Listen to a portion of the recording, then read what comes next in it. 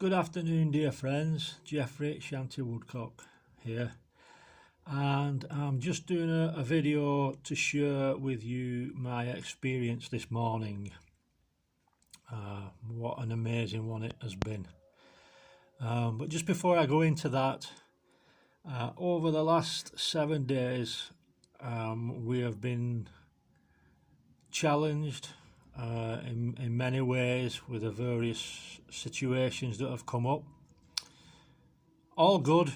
They're all bringing emotions up that need to be let go of, and I know that whoever watches this video, you are also going through a lot of situations that may be uncomfortable for you, and if that is the case, to simply help you to try to release this stuff, call upon Archangel Zadkiel with his violet flame. And if any fears or any emotions come up, instead of keeping hold of them, call this amazing archangel in and surrender those emotions to him. That's just the basics. I know there'll be other videos that will go into more depth about that sort of thing. But as I say, I've been through a very challenging situation over the last 7 days, which came to an amazing magical outcome, something that I would never have imagined in my wildest dreams. But it was a wonderful outcome last night. During this morning I've felt a little unstable, and I kept getting a vision to go to a cemetery that is quite local to me to do some soul retrieval work. And I ummed and ahed and thought, right, we need to go, let's go, just see how we go. And having got there, it was fine raining all the while I was there. Obviously I was getting a cleansing while we're doing it, and I called all those beautiful angels who I am part of the soul retrieval team. Very honoured to be a part of the team. And as I normally do, I went round the perimeter at first, and then also up and down every pathway. Today has been slightly different.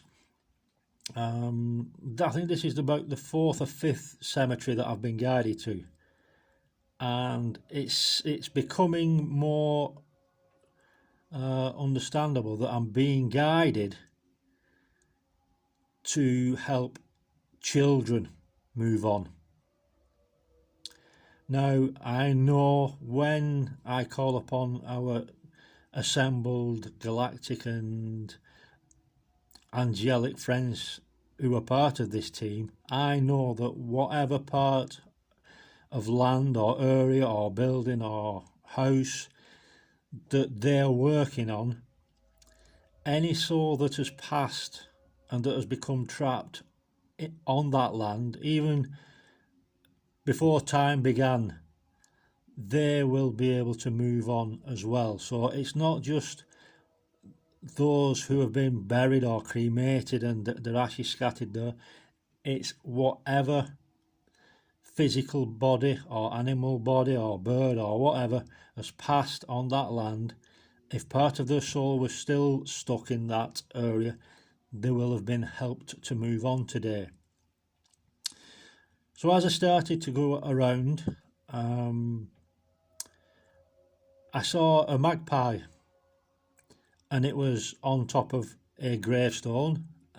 So I felt something strange about it, so I made my way towards it, and without going into too much detail, on the gravestone there was 5 children. It goes back to the 1880s, this gravestone, but in that lifetime, this mother and father, woman and husband, they had 5 children, and one had passed within 3 weeks of being born, and the longest surviving one lasts 5 years. and that brought a little bit of emotion up. So there might be something connected to me to deal with that. So I'll look at that once I've done this.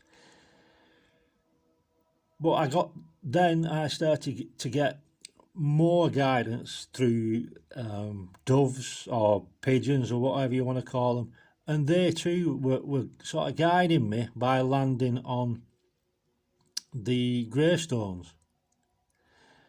There was also the intuitive side, that I felt drawn to specific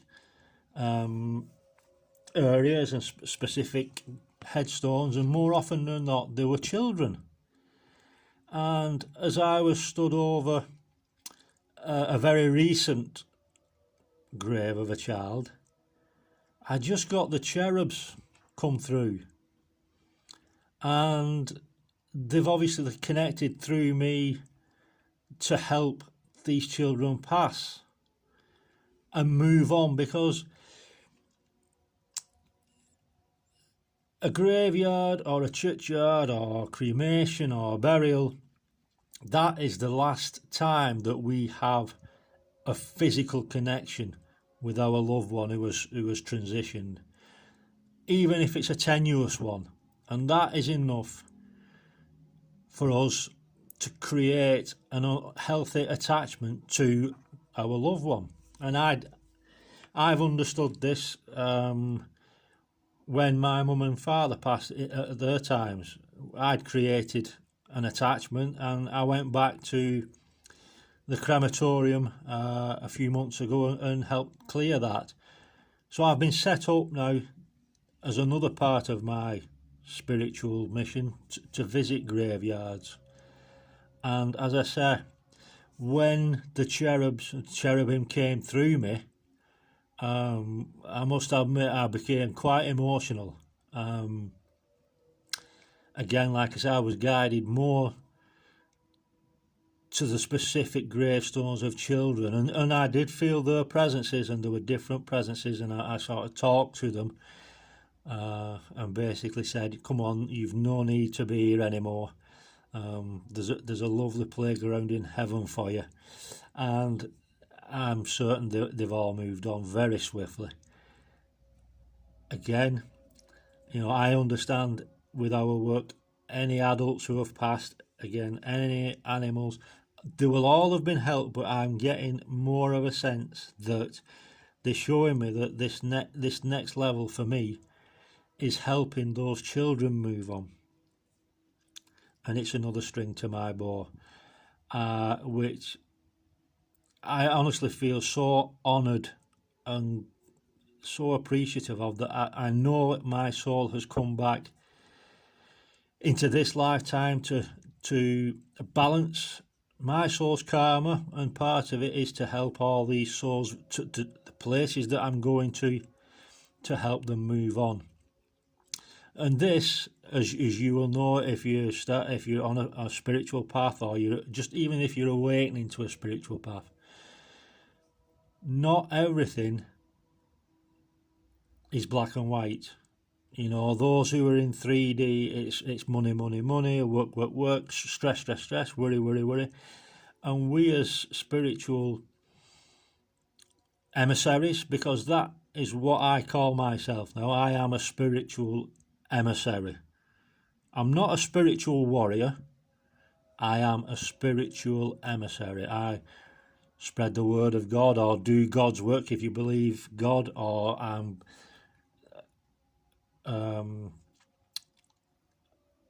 working on behalf of the high celestial beings, or whatever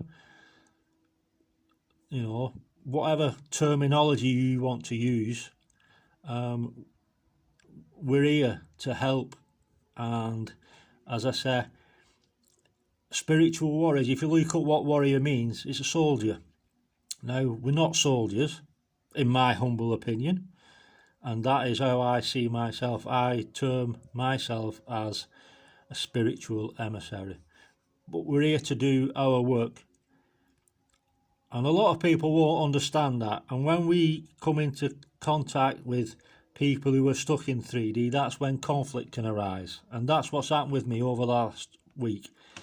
thankfully, an amazing outcome has appeared, and so it will with you on your spiritual journey. When you awaken and you know that there's something more to life, when you get to a level like I have, where what I do as a soul retriever, what I do as a channel for soul retrieval, as a channel for house cleansings or cleansing areas in nature connected with black magic or anything like that, I can't explain the feeling that I get, but it's one of blissful joy.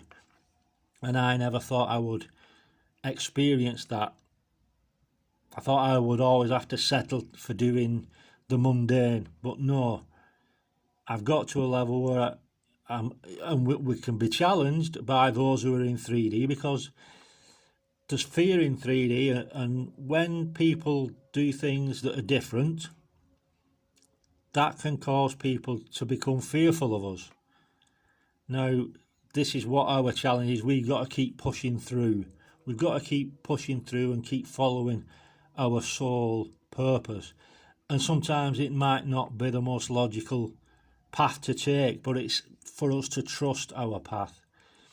And as I say, over the last 7 days, I've had a lot of challenges.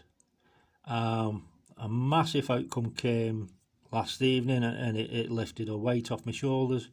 But today's experience has really so perfectly shown me what I'm here for. And with the greatest respect of anybody, I am going to do all I can to refrain from allowing anybody to take me from my work here, my divine mission or my calling.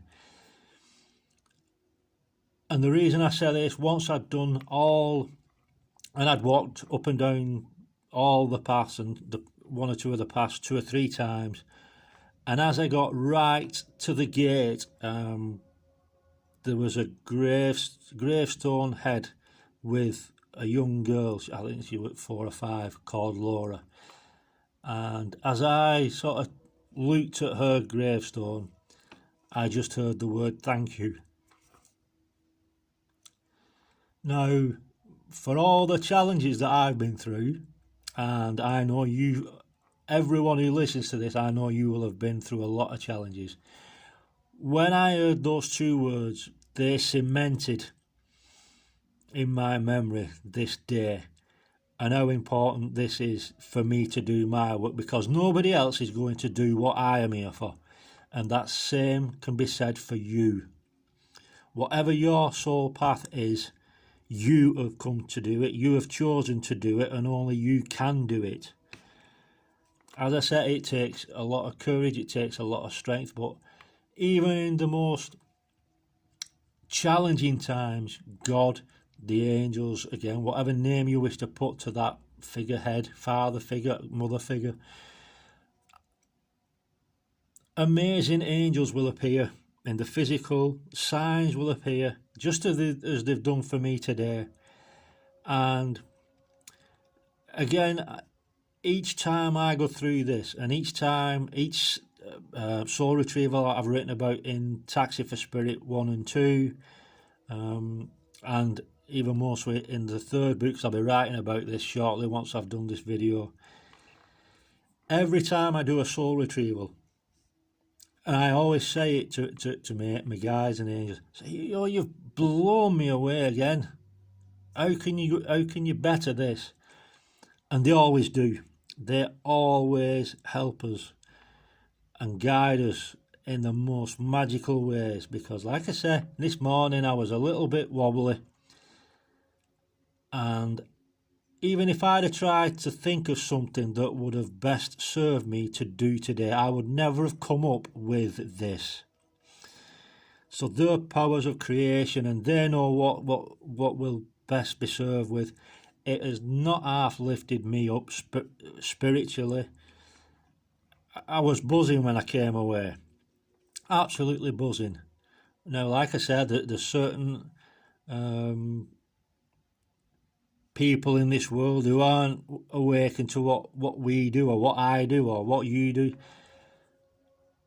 But if we don't express, even to these people who don't know, if we don't express what we are here for, or what I'm doing, and this is what I've had to do over the last 7 days again, and I know these people, God bless them, they're not fully understanding, if not understanding at all.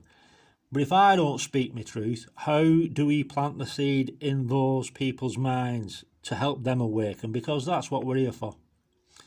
We're here to help others awaken. And I was getting, all through the last week, from Archangel Michael, Luke, you're not just doing this for you. You're pushing through this because then you'll make a path for others to follow. And you will be the same. Whatever you're doing, you'll be that shining light for people who are starting to awaken or who will awaken in the near future. And those people who are stuck in 3D, they're focused on money, and you have to work hard, you need to do, yeah. But once we start to break free of that, money is not as important, if it's important at all. The only reason it is important is the fact that we have been programmed into believing money is the be all and end all. We've been programmed into believing money. If we don't have money, we can't survive. Well, you could have billions and billions of pounds, and it might buy you happiness. It might buy you a little happiness. It might buy you happiness for a day, for 5 minutes. But it's temporary. To get true happiness, we have to follow our hearts, regardless of what our family might think or say, or our loved ones, or our friends. And I've been through this with my, God bless them, friends who I no longer connect with, because our souls have a journey, but they help me learn a great deal about myself, and to realise that I'm worth a lot more than I was allowing myself to settle for.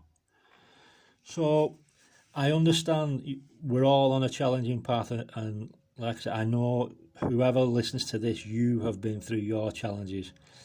But please, for your health, stay focused on your path, because if we become drawn away from our path, that is just going to create conflict within us. And like I said, that's what I've been shown today.